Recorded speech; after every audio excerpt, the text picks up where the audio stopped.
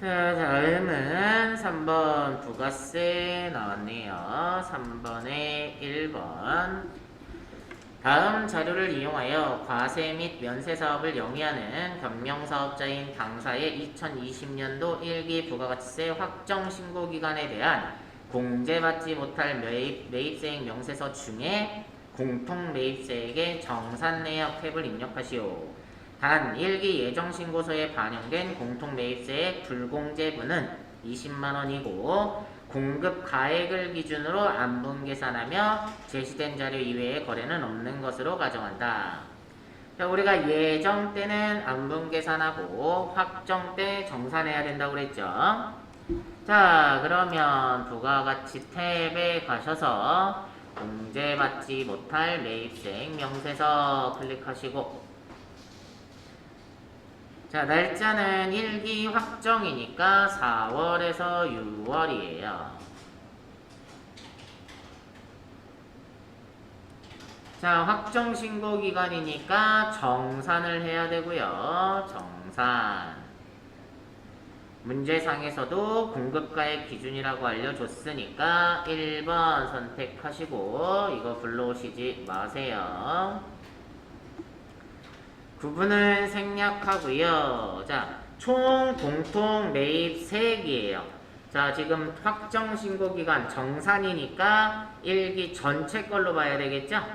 그래서 공통 매입세액이 얼마예요? 예정 때 40, 확정 때 80, 그래서 120이 되겠네요.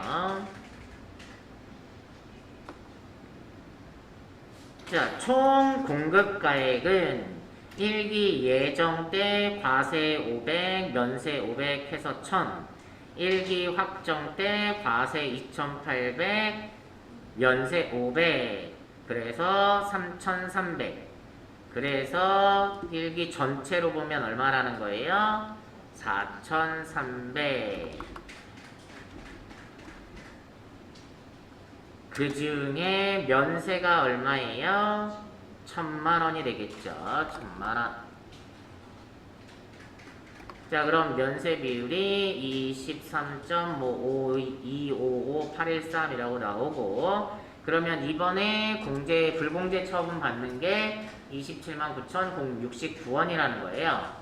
근데 나 예정 때 이미 불공제 처분 받은 게 있죠? 자, 여기에다가 20만원 이렇게 써주시면 이번에 정산하면서 확정 때는 79,069원만 불공제가 된다. 이렇게 하시면 됩니다. 자, 다음은 2번 부가세 신고서네요.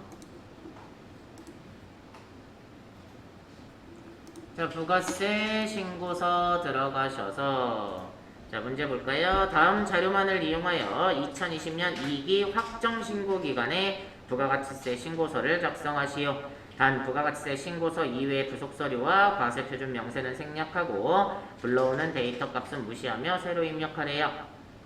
자, 그럼 2기 확정 신고 기간이니까 10월에서 12월.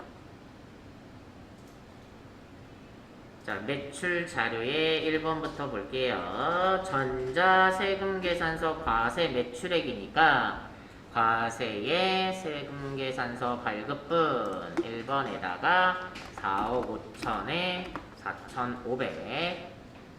2번에 신용카드 과세 매출액 3천에 부가세 별도요. 신용카드니까 3번에다가 3천에 300이 되겠네요. 직수출액이니까 영세율의 기타 6번에다가 1억 쓰시면 되고요. 4번에 예정신고 누락분 2020년 2기 예정신고 기간에 발행된 카드 매출을 예정신고 시 신고 누락하고 2기 확정신고 시 신고하였는데 그 금액이 1,100만원 부가세 포함이었다. 자, 가산세 계산 시 부정행위가 아니고 미납일수는 92일로 가정한다. 자, 그러면 예정신고 누락분이죠. 매출의 예정신고 누락분 세금계산서 아니니까 기타에다 쓰시라고 했죠. 자, 1000만원에 100만원이네요. 자, 이거 예정 때 했어야 되는데 안 했으니까 가산세도 계산해야 되겠네요. 매입자료 갈게요. 매입자료 1번 전자세금계산서 과세 매입액 공급가액이 2억 7천에 2,700인데 이 안에 2,500cc 5인승 승용차 구입한 게 공급가액 5천에 500짜리가 있고 나머지 공급가액 2억 2천은 부가세 2,200은 고정자산이 아닌 일반 매입액으로 매입세액 공제 대상이래요. 자, 그러면 여기 전자세금계산서 수칩, 세금계산서 수칩은 일반 매입에는 얼마만 써야 돼요? 2억 2천만원만 써야죠. 2억 2천에 2,200. 그리고 자동차 산 게 있었죠? 고정자산에 해당하니까 11번에다가 5천에 500을 쓰시는데 2500cc 5인승 승용차죠? 비영업용 소형 승용차에 해당합니다. 그러니까 공제가 안 돼요. 그래서 공제받지 못할 매입세액에다가 5천에 500을 한 번 더 써주셔야 됩니다.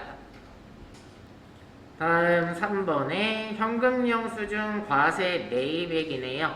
공급가액이 1000만원에 부가세 100만원. 전부 고정자산이 아닌 일반 매입으로 매입세액 공제 대상이래요. 그러면 그 밖에 공제 매입세액 중에 신용카드 현금영수증 같이 쓰는 거죠. 그럼 일반 매입이니까 41번에다가 1000만원에 100만원 이렇게 쓰셔야 되고 기타에 보시면 부가가치세 신고는 서류로 제출하였음. 이 얘기는 전자신고 세액공제 만원 못 받는다는 얘기예요. 자, 이제 다 됐으니까 우리 아까 매출 누락시킨 거 요거에 대해서 가산세를 계산해야 돼요. 자, 가산세 들어가셔서 자, 우리가 가산세는 위에서부터 순서대로 찾자 했죠. 근데 지금 뭘 잘못한 거예요? 카드 매출을 누락시킨 거예요. 그러면 세금계산서하고는 전혀 상관이 없으니까 이 부분의 가산세는 없겠죠. 자, 없으니까 밑에 내려와서 신고 불성실. 신고 안 했죠? 예정 때 해야 되는데 안 했으니까 얼마를 신고 안 했어요? 100만원을 과소신고한 거죠. 신고를 누락시켰으니까 100만원 과소신고다. 그래서 여기 세액인 100만원에 자, 어떻게 계산하라고 그랬죠? 과소 초과 환급의 경우에는 미납세액 100만원에 10%요. 0.1. 자, 10만원을 내면 되는데 얘는 감면이 있다고 그랬어요. 그죠? 그래서 3개월 안에 신고하면 75% 감면해준다고 그랬죠? 그러면 0.25%만 납부를 하면 되니까 25,000원을 내면 됩니다. 자, 그 다음에 신고 안 하면 납부도 안 했단 얘기죠. 자, 그래서 요 둘은 같이 따라다닌다 했어요. 그러면 납부지연도 100만원인데 요즘에 프로그램이 좋아져서 엔터키 치면 요렇게 창이 나와요. 지연 일수를 문제에서는 92일이라고 알려줬는데 여기 나와 있는 대로 할게요. 자, 당초 납부기한은 언제까지 했어야 된다고요? 2020년 예정 때 신고를 했어야 되잖아요.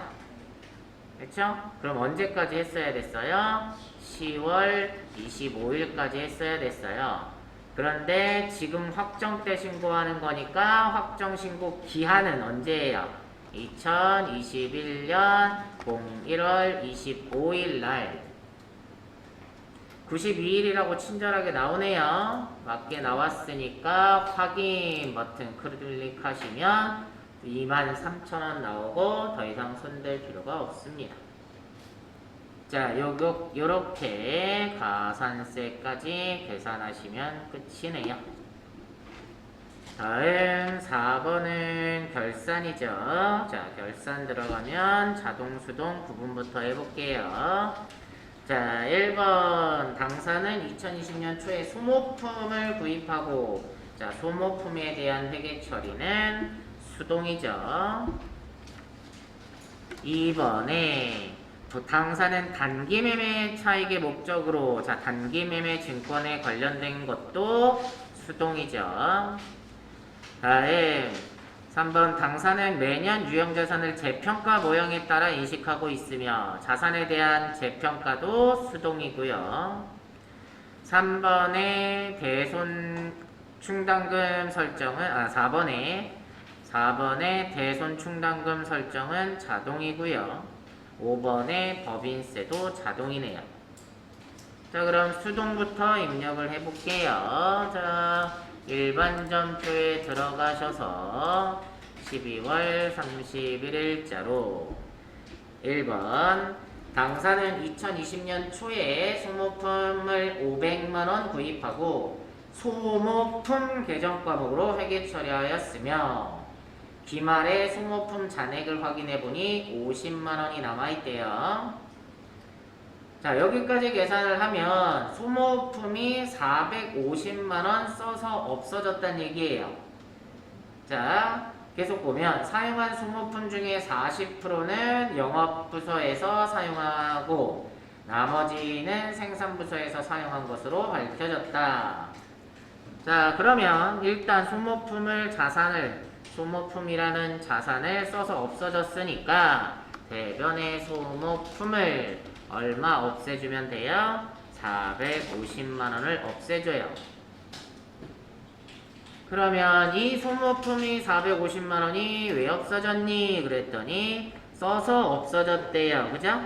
그러면 소모품 B로 하면 되는데 문제 중에 40%는 영업부서에서 사용했다고 했으니까 800번대로 해서 450만원에 40%가 180만원이라고 알려주고 있는 거죠. 그럼 180만원은 영업부에서 썼고 나머지는 공장에서 썼으니까 소모품비 500번대로 270만원을 써서 없어졌다는 얘기죠. 다음 2번은 당사는 단기 매매 차익 목적으로 주 코스파의 시장성이 있는 유가증권 1000주를 다음과 같이 매입하였다. 기말 시가는 한 주당 33,000원이고 단기말까지 해당 주식의 매매 거래는 없었다. 얘가 취득일을 봤더니 10월 4일날 한 주당 3만원씩 1000주를 샀어요. 취득 수수료 30만원을 주고 지급 총액이 3030인데 자, 단기 매매 목적이니까, 그죠? 단기 매매 차익을 목적으로 산 거라서 샀을 때 수수료는 수수료 비용으로 처리를 했겠죠? 그럼 내가 가지고 있는 단기 매매 증권은 3천만원어치만 갖고 있는 거예요. 이게 만약에 매도 가능 증권이었다면 3030으로 했겠죠? 자, 근데 지금 단기 매매 증권이니까 3천만원어치를 샀어요. 근데 얘가 결산일날 봤더니 33,000원 한 주당 3,000원씩 올랐네요. 자, 그러면 차변의 단기 매매 증권이 늘었다. 얼마요? 3,000원씩 몇 주? 1000주 해서 300만원이 늘었대요. 얘가 늘어난 이유는 평가를 했더니 이익이 난 거죠. 그러면 대변의 단기 매매 증권 평가 이익으로 처리하시면 되겠네요. 다음 3번 당사는 매년 유형자산을 재평가 모형에 따라 인식하고 있으며 2020년 12월 31일 보유하고 있던 토지의 감정평가를 한 결과 아래와 같이 평가액이 산정되었다. 유형자산 재평가 손익을 반영하시오 그랬네요. 내가 1월 20일 날 토지를 7천만원 주고 7억 주고 샀는데 12월 30일 날 결산일 날 알아봤더니 6억으로 1억이 떨어졌네요. 그러면 회사에서는 대변에 토지가 없어졌으니까 토지가 1억만큼 없어졌어요. 자, 왜 없어졌다는 거예요? 자산을 결산일에 재평가해봤더니 손해가 났다. 자, 그래서 재평가 손실 이걸로 처리하시면 됩니다. 근데 만약에 그 전에 재평가를 한 적이 있다 이러면 재평가를 해서 재평가 차익이 있었다. 그러면 재평가 차익을 없애주는 거고요. 지금은 그 전에 그런 적이 없이 처음이니까 손실이 되는 겁니다. 자, 수동은 여기까지 하시면 되고요. 4번, 5번은 자동이니까 결산자료 입력할게요. 1월에서 12월 이렇게 해놨고요. 문제 보시면 결산일 현재 외상매출금 잔액의 3%, 바드럼 잔액의 1%에 대하여 대손을 예상하고 보충법에 의해 대손 충당금을 설정하시오 그랬네요. 퍼센트가 달라서 적용하는 비율이 달라서 한 번에 하기는 좀 어려워요. 그래서 여기 대손 상각 누르시고 여기에 대손율을요 3%로 바꾼 다음에 여기 금액을 확인하셨죠. 외상매출금은 3%라고 했으니까. 자, 그럼 1107만원이라는 거 확인하셨으면 이걸 결산 반영하지 마시고 취소하세요. 저장하지 마시고. 그리고 여러분이 여기에다 직접 써주시면 돼요. 밑에 내려오셔서 대손상각의 외상매출금에다가 1107만원 이렇게 입력하시면 돼요.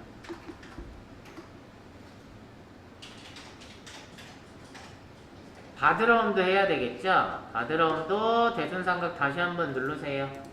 그래서 1% 바드러움 여기 22만2천원이라고 나오죠? 확인하셨으면 마찬가지로 취소하시고 요 밑에다가 바드러움에다가 22만2천원 이렇게 쓰시면 됩니다.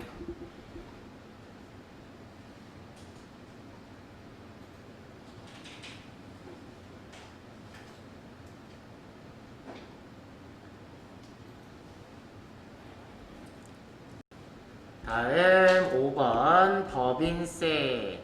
자, 단기 법인세, 지방세 포함 330만원으로 확정되었다. 법인세 중간 예납액 100만원과 이와 별도로 이자 수익으로 발생한 선납세금 100만원이 계상된 것으로 가정하여 회계 처리할 것.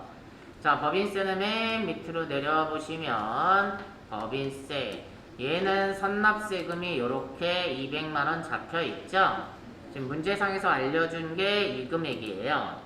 그럼 선납세금 먼저 털고 200만원. 자, 법인세 얼마 내야 된다고 그랬어요?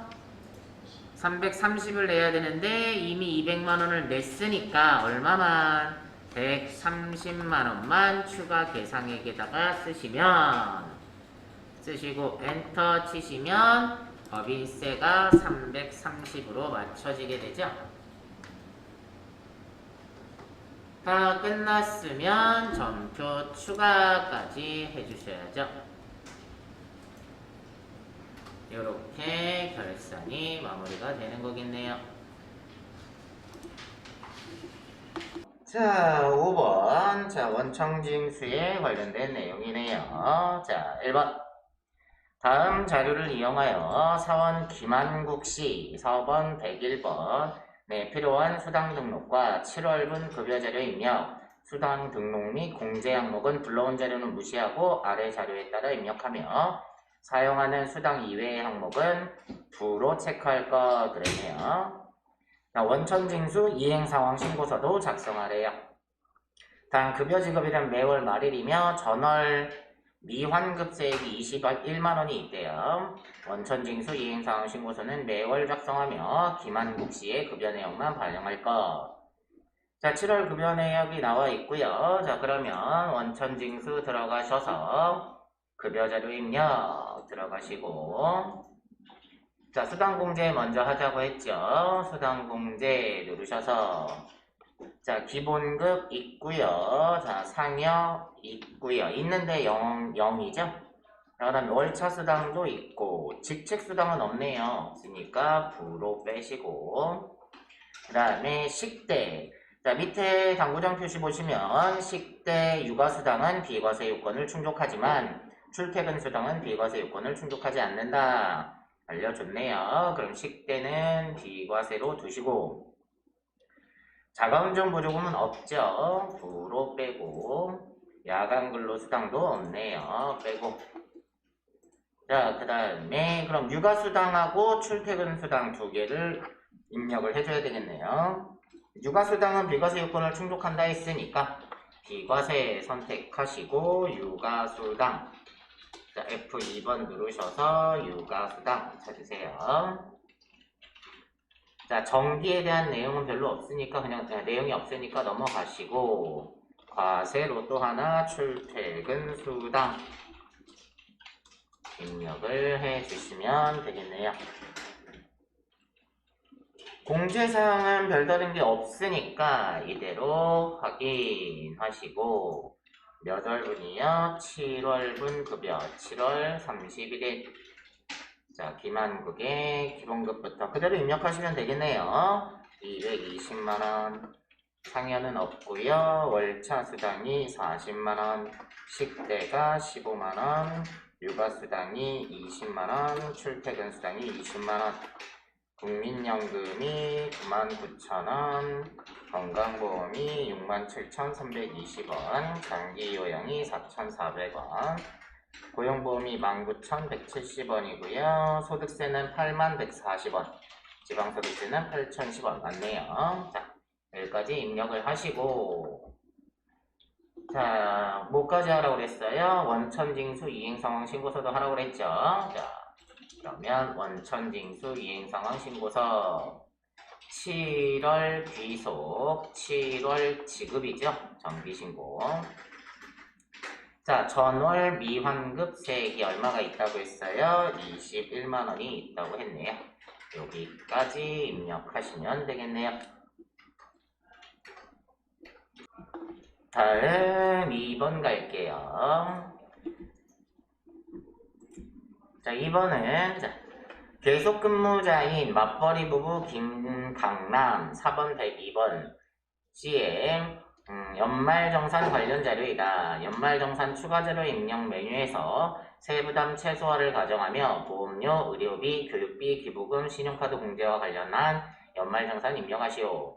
부양가족은 모두 생계를 같이 하고 있으며 인적공제, 기본공제랑 추가공제와 관련된 사항은 생략하고 작성하며 부양가족의 소득공제 내용 중에 김강남 본인이 공제받을 수 있는 내역은 모두 김강남이 공제받는 것으로 한다 그랬네요.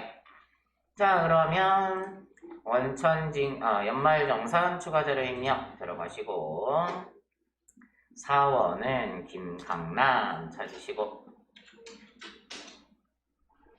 자, 첫 번째 아버지 김신 73세고 사업 소득 금액이 200만원이나 있어요. 그럼 기본 공제 대상자가 안 되겠죠. 자, 옆에 질병치료비 300만원. 자, 의료비는 나이 제한 소득 제한이 없으니까 다 해주죠. 그래서 의료비 들어가셔서 73세니까 여기 65세 이상자에다가 300만원 입력하시고, 자, 근데 이 질병치료비를 김강남의 신용카드로 결제를 했대요. 자, 의료비는 신용카드 중복공제 된다고 했죠. 근데 김강남의 내용에 보니까 그 내용이 안 들어있네요. 그럼 이걸 여기서 넣어야 되겠네요.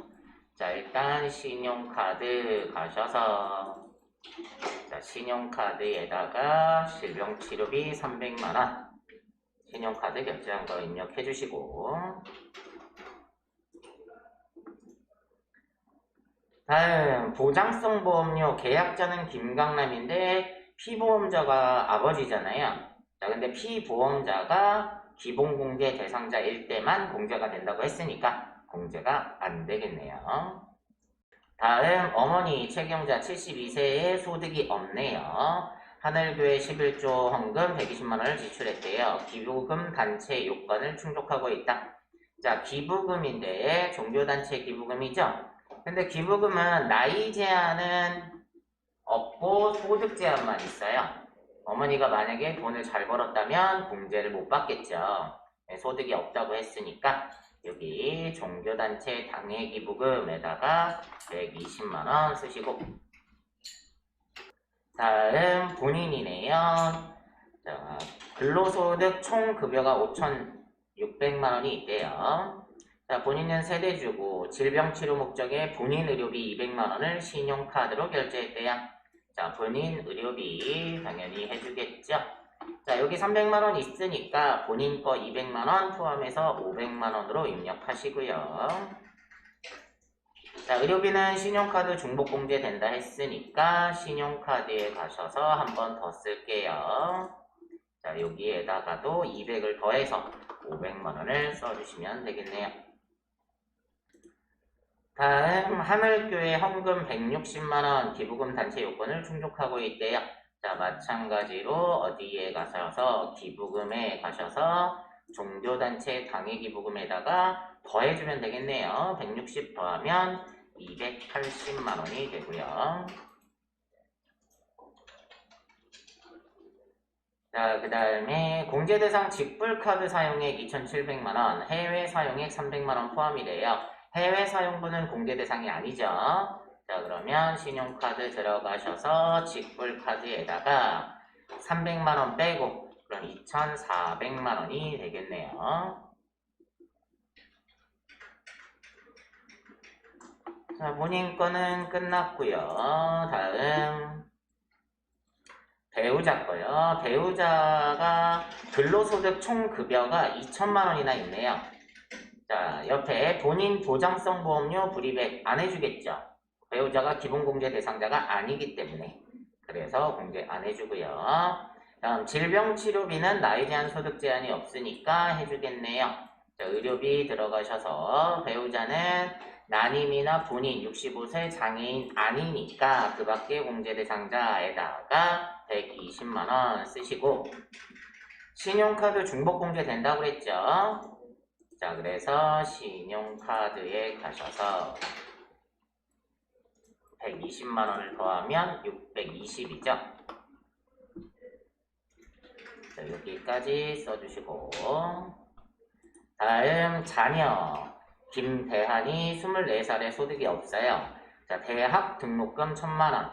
자, 교육비는 나이 제한은 없는데 소득 제한만 있어요. 그러다 보니까 24살이어도 기본공제 대상자는 아니지만 소득이 없기 때문에 공제를 해줄 겁니다. 대학교까지는. 자, 교육비 들어가셔서 대학생에다가 얼마요? 1,000만 원. 다음 자녀 김민국 7살에 소득이 없대요. 취학전 아동이고요. 유치원 수업료 360만 원을 지출하였다. 자, 그러면 취학전 아동에다가 360만 원 이렇게 쓰시면 되겠네요.